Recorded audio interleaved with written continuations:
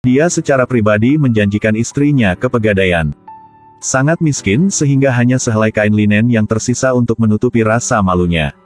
Mulai dari saat dia keluar dari Pegadaian. Bagaimana cara menebus istri? Sudah menjadi tujuan seumur hidupnya. Menemui kembali pelayan-pelayan yang sebelumnya bekerja di rumahnya. Membuat harga diri sudah terinjak. Semakin rusak sepenuhnya. Bolehkah saya meminta celana untuk dipakai? Terima kasih. Tuan muda, apakah Anda punya rencana di masa depan? Menghasilkan uang, untuk mengembalikan istri saya. Dia bersembunyi di sebuah sudut. Melihat toko obat yang pernah menjadi miliknya. Dan diam-diam pergi. Pergi di jalan besar. Dia kesakitan sekarang. Dia pergi ke kios Peramal. Peramal mengira dia datang untuk mengganggu lagi. Dan kemudian Dai Hu datang ke sini untuk meminta maaf. Dia dijemput oleh ayahnya. Jadi hari ulang tahun untuk ramalan bukanlah miliknya. Bapak itu sangat marah. Tapi juga duduk dan menghibur Dai Hu. Tidak tahu nasib, tidak percaya nasib. Putuskan takdir, tetap andalkan diri sendiri. Dai Hu pergi ke toko obat yang sudah dikenalnya untuk mencari pekerjaan. Tak disangka bahwa gaji setahun hanya sedikit. Bagaimana bisa mengembalikan istri saya? Tapi dalam waktu dekat, bagaimana mengatasi masalah makan kenyang? Dia mengambil kue kacang merah dari tangan Puk Bodoh. Langsung masukkan ke mulutnya untuk dimakan. Memeriksa apakah biji di dalamnya berkurang atau tidak. Tuan muda Dai Hu. Kalau begitu bantulah aku memeriksa kue ini juga.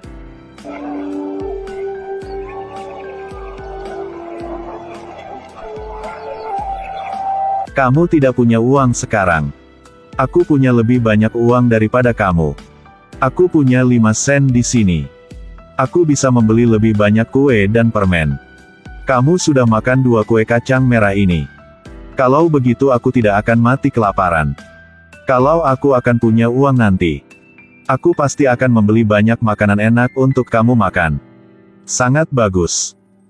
Ternyata, kamu sama sekali tidak bodoh. Aku yang paling bodoh. Ada saat-saat emosi orang-orang kecil ini sesederhana itu. Di masa lalu, Puk Bodoh sering memprovokasi Dai Hu. Dai Hu selalu tidak peduli apapun Puk Bodoh. Sekarang Dai Hu dalam masalah besar. Keduanya yang benar-benar tulus dan berbicara satu sama lain. Oleh karena itu ketika orang berdiri di atas, harap baik kepada orang-orang di sekitar. Di bawah saran Puk Bodoh, Dai Hu memiliki tempat tinggal. Meskipun itu hanya tempat untuk pengemis. Tapi dia masih hidup sangat sendiri. Bangun gubuk kecil sendiri. Meskipun sangat lapar sampai perutku sakit. Tapi tetap berpegang pada prinsip. Tidak mencuri, tidak merampok, tidak curang. Dia bertemu sahabatnya ketika dia masih muda, Chet Wui. Makan makanan lengkap di warungnya. Pada saat yang sama, dia mulai bekerja di warung makan Chet Wui. Dengan kepala yang pintar dan gesit, Dai Hu telah membantu warung Chet Wui menjadi semakin ramai. Menerima gaji yang tidak seberapa. Dan tidak bisa menyelesaikan situasi Dai Hu. Di malam hari dia pergi untuk mengambil pekerjaan membuang kotoran yang bau. Mengenang kembali di masa lalu, dia pernah menjadi pria kaya, dan sombong. Melihat ke belakang sekarang sepertinya itu hanya mimpi. Dia seperti itu, berusaha untuk bekerja sepanjang waktu. Sepanjang hari tanpa tidur. Membuat kepalanya tidak lagi jernih. Penagihan pelanggan juga membutuhkan banyak usaha. Chet Wui bertanya apakah dia tidak bisa berhenti dari pekerjaan malamnya. Tapi bagaimana Dai Hu bisa mengatakan tidak? Dalam malam hari itu, dalam 1 menit tidak fokus, dia dipenuhi dengan kotoran bau itu. Dia lelah dan kembali ke warung makan. Bahkan tidak punya waktu untuk mandi. Lalu tertidur di tanah. Sampai pagi saat Chet Wui datang buka toko. Dai Hu ingin mandi dan bersih-bersih. Tapi didesak Chet Wui untuk buka usaha. Dia harus bersabar. Membawa tubuh yang penuh dengan bau busuk. Pergi untuk melayani pelanggan. Akhirnya dikritik oleh pelanggan yang sulit. Saya sangat bersih. Bersih. Begitu bersih namun tetap bau. Jujurlah. Atau suruh dia pergi dari sini. Atau aku akan membayar. Tidak pernah kembali lagi. Pergilah, pergilah. Dengan satu tangan, dia membantu bisnis Chet Uy berkembang. Tapi Chet Uy karena bisnis. Tetapi memilih untuk memecat Dai Hu. Ketidakpuasan di hatinya. Adakah yang bisa mengerti? Dia kembali ke sarang pengemis lagi. Tetap tidak makan makanan curian pengemis. Masih memiliki tekad untuk mengembalikan Tin Fan di hatinya. Mencari jalan keluar yang hanya miliknya. Ikuti halaman saya, sampai jumpa di episode berikutnya. Dia membawa istrinya ke pegadaian. Bagaimana cara mengembalikan istrinya menjadi tujuan hidupnya? Dia menemukan pekerjaan membantu orang lain menulis surat. Mendapatkan setiap sen. Bahkan makan kenyang pun menjadi masalah. Membantu orang lain menuliskan kerinduan mereka untuk kekasih mereka. Dia selalu bisa merasakannya sendiri. Menanggung rasa sakit di hatinya. Ada begitu banyak kali dia hampir menangis. Dan istrinya diperlakukan sebagai komoditas di gudang. Tapi di belakang, Liu Nguyen selalu peduli dengan Tin Fan. Hari itu, Liu diam menyelinap ke gudang. Tin Fan menemukan tanda lahir merah di wajah Liu Diem. Tin Fan adalah master seni medis. Jadi dia meresepkan resep untuk Liu Diem. Adapun pembantu rumah tangga Hao Hui, dia masih sangat membenci Dai Hu. Melihat Liu Nguyen siang dan malam merindukan istri Dai Hu.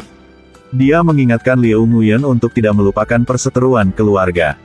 Ketika dia melihat Liu Nguyen mulai melepaskan kebencian ketika dia melihat keadaan Dai Yu saat ini, Hao Hui memutuskan untuk melakukannya sendiri. Saat itulah Dai Hu membersihkan kedai dan kembali ke rumah. Dia memiliki pisau kecil di tangannya. Mengikuti di belakang Dai Hu ke tempat sepi. Hao Hui tidak ragu untuk bertindak kejam. Untungnya, Dai Hu bereaksi tepat waktu. Menghindari serangan fatal Hao Hui lagi dan lagi. Dia mengikuti dengan cermat. Setiap pisau ingin membuat Dai Hu mati. Dengan tubuh yang fleksibel, Dai Hu menyebabkan Hao Hui jatuh ke tanah.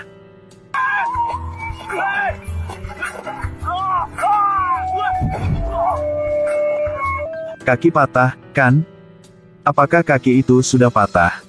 Aku bertanya padamu. Kenapa kamu ingin membunuhku? Apakah Liu Nguyen memerintahkanmu untuk datang dan membunuhku? Aku membencimu lebih dari dia. Aku sangat membencimu sehingga aku ingin kamu mati. Mengapa? Semua harapanku telah dihancur olehmu. Orang yang paling kucintai juga dihancurkan olehmu. Dai Hu meninggalkan pesan untuk keluarga Liu. Membiarkan keluarga Liu mengirim seseorang untuk menyelamatkan Hao Hui. Sebenarnya, sejak kecil, Hao Hui sudah menyukai Liu Diem. Tapi di mata Liu Diem hanya ada Dai Hu. Dia hanya bisa diam-diam mencintai Liu Diem. Rindunya. Dan karena dia bisa mengorbankan segalanya. Hati Hao Hui yang tulus. Setelah secara tidak sengaja diketahui oleh Liu Diem. Kemudian dia meminta Hao Hui untuk membantunya melepas plester di wajahnya. Hao Hui dengan hati-hati melepaskannya. Yang jelas tanda lahir di wajahnya sudah banyak memudar. Tanda lahir ini telah membuatnya sadar diri sepanjang hidupnya. Di bawah teknik medis yang mendalam dari Tin Fan. Akhirnya, Liu Diem mampu mengungkapkan senyum yang telah lama hilang. Kemudian keduanya datang bersama. Liu Diem menyuruh Hao Hui untuk meninggalkan kebencian terhadap Dai Hu.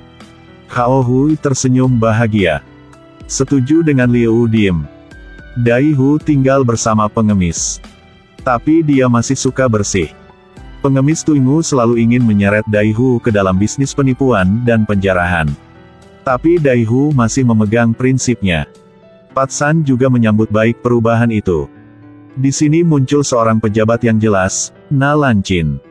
Penuh integritas, tanpa kompromi. Bersumpah untuk mencerahkan klan Neplan.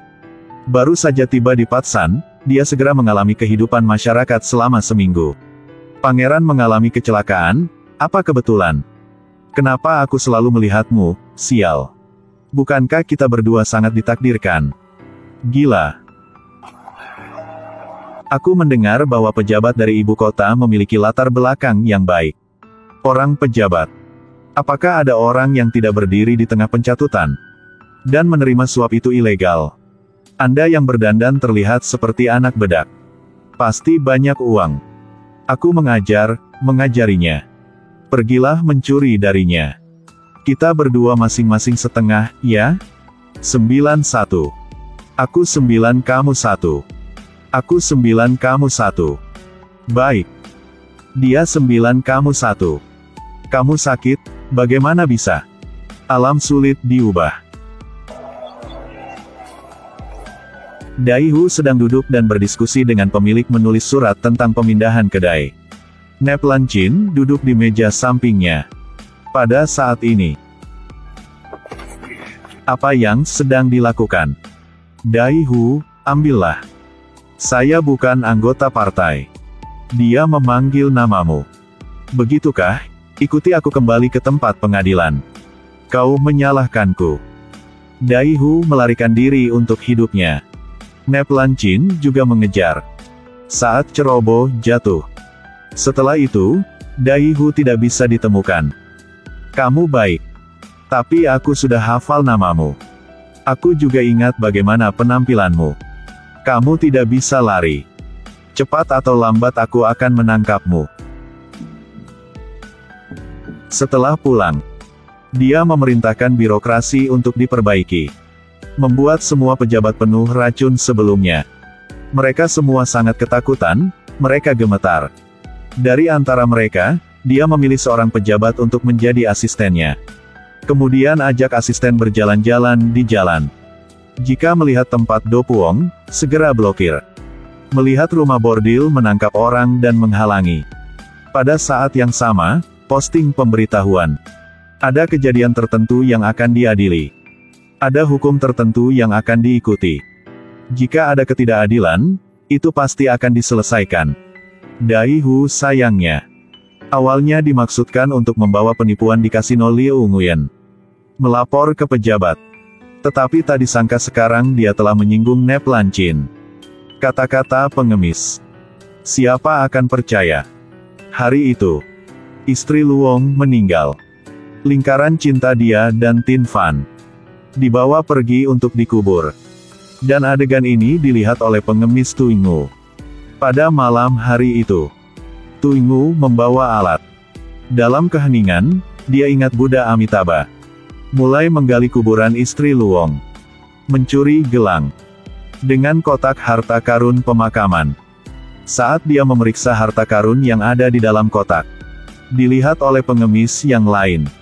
Dia harus memberi setiap orang 1 hidangan sebagai biaya lelucon. Tolong terima. Tolong terima. Apa yang dilakukan? Terimalah, terimalah.